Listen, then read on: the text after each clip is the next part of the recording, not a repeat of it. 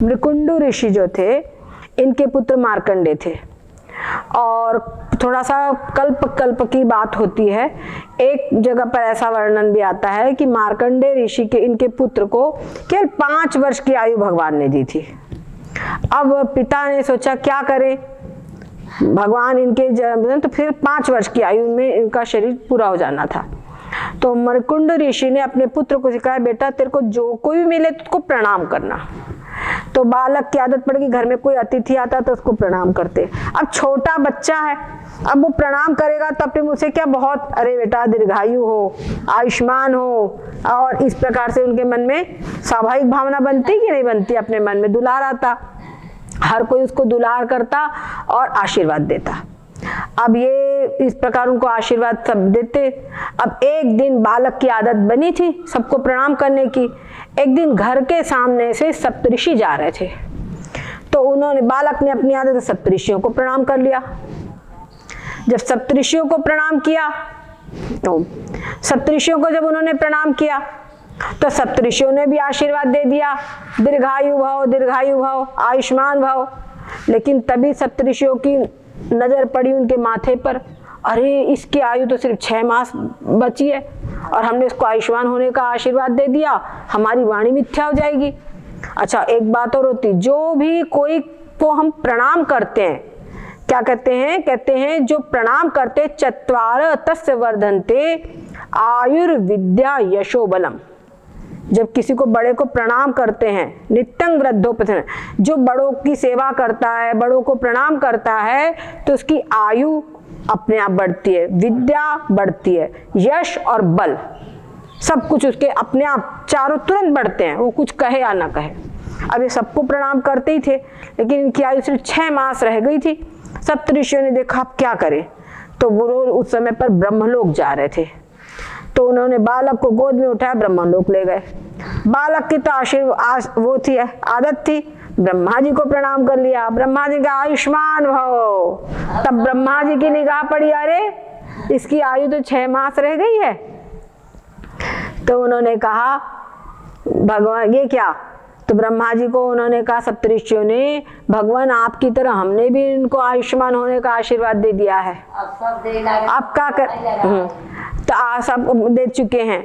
ब्रह्मा जी का चिंता न करो, इस बालक की प्रलय होने पर भी इस बालक का अंत नहीं होगा। बस उन्होंने आशीर्वाद दे दिया इसको, प्रलय होने पर भी इस बालक का अंत नहीं होगा। तो प्रणाम का इतना महत्व होता है। हम लोग नहीं कुछ रोज आकर के भगवान को प्रणाम जरूर करना चाहिए। और लड़कों ने तो विशेष करके माता पिता, घर में बहन है तो उनको अवश्य ही प्रणाम करना चाहिए।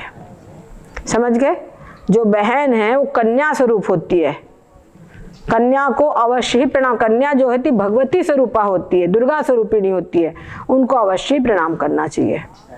और भगवान को प्रणाम करे, गुरुजनों को प्रणाम करे, संतों को प्रणाम करे, ठीक है ना, उनको प्रणाम। हमारे यहाँ पर सनातन धर्म में हम लोग कन्या से प्रणाम नहीं करवाते हैं, इसीलिए कन्या से प्रणाम नहीं करवाते हैं, और बल्कि कन्या के उधर पांव पूजे जाते हैं, नहीं समझे। तो ये जो है इस सनातन हमारी संस्कृति है, परंतु कन्याओं ने भगवान को प्रणाम जरूर करना चाहिए। समझ गए, कन्याओं ने भगवान को जरूर प्रणाम करना चाहिए। जब प्रणाम करोगे तो तुम्हारे में सद्बुद्धि आएगी, आयु बढ़ेगी, यश बढ़ेगा, बल बढ़ेगा, बुद्धि बढ़ेगी, ठीक है ना। इसलिए रोज प्रणाम अवश्य ही करना चाहिए। और एक प्रार्थना हमने सिखाया था पिछली बार, याद है कि भूल गए?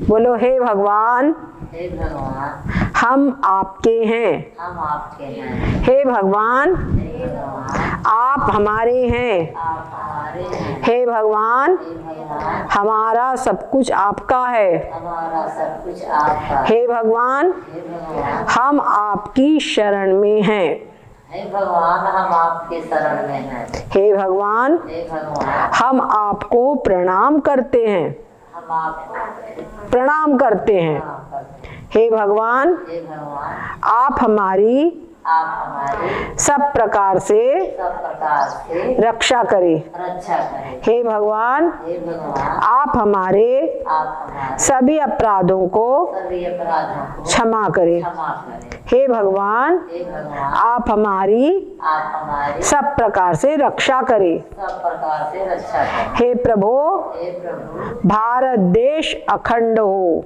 हे प्रभु, भारत देश अखंड। हे प्रभु, हे प्रभु, आपकी लीला में आपके लीला में गो हत्या बंद हो। आपके लीला में गौ हत्या बंद। हे प्रभु, हे प्रभु, भारत देश अखंड हो। भारत देश अखंड। हे प्रभु, हे प्रभु, भारत देश अखंड हिंदू राष्ट्र बने।